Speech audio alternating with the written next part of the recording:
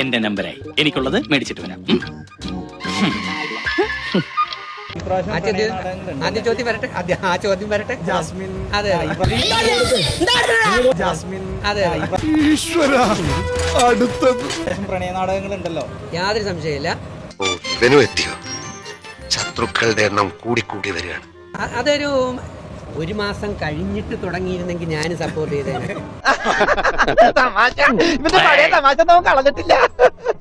ജനങ്ങളെ പറ്റിക്കാൻ വേണ്ടിയുള്ള ചെറിയ കെട്ടുപിടുത്തങ്ങളും അല്ലെങ്കിൽ പ്രണയ നാടകങ്ങളും അതൊരു സുഖമില്ലാത്തൊരു അവസ്ഥയിലാണ്. അല്ലേ? നല്ല കാര്യമാണ്. ഇപ്പൊ ജാസ്മിന് നല്ല മൊഞ്ചത്തിയാണ്, നല്ല സുന്ദരിയായ പെണ്ണാണ്. താൻ എന്ത് തേങ്ങാ കൊലയാടോ ഈ പറഞ്ഞോണ്ട് വരുന്നത്?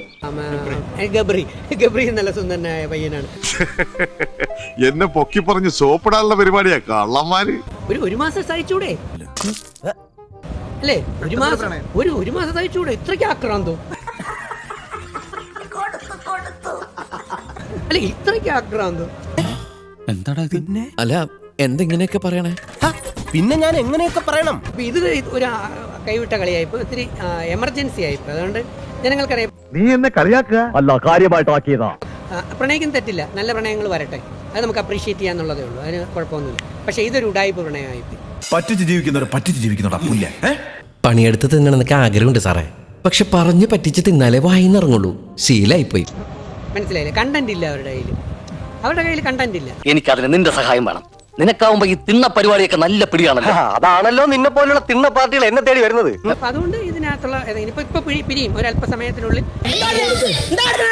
എന്തെങ്കിലും കുറച്ച് കഴിയുമ്പോഴത്തേക്ക് അപ്പുറത്തും തേച്ച് ഇപ്പുറത്തും തേച്ച് നമുക്ക് നോക്കാം. ഒരു 1-2 ആഴ്ചക്കകത്ത് കാര്യങ്ങൾ നമുക്ക് നോക്കാം. എനിക്കതല്ല, തലക്കോളം കിറക്കഞ്ഞ മനുഷ്യന്മാർ ഇങ്ങനെ കാണിച്ചു പറഞ്ഞു. ഇനി എപ്പോഴെങ്കിലും ഞാനൊരു മത്സരാർത്ഥിയായി പോയാൽ ഞാൻ എന്റെ ഉള്ളിൽ നിന്നൊന്ന് പ്രണയിക്കാൻ അതെന്റെ ബാക്കി കിടക്കുന്നൊരു സാധനമുണ്ട്.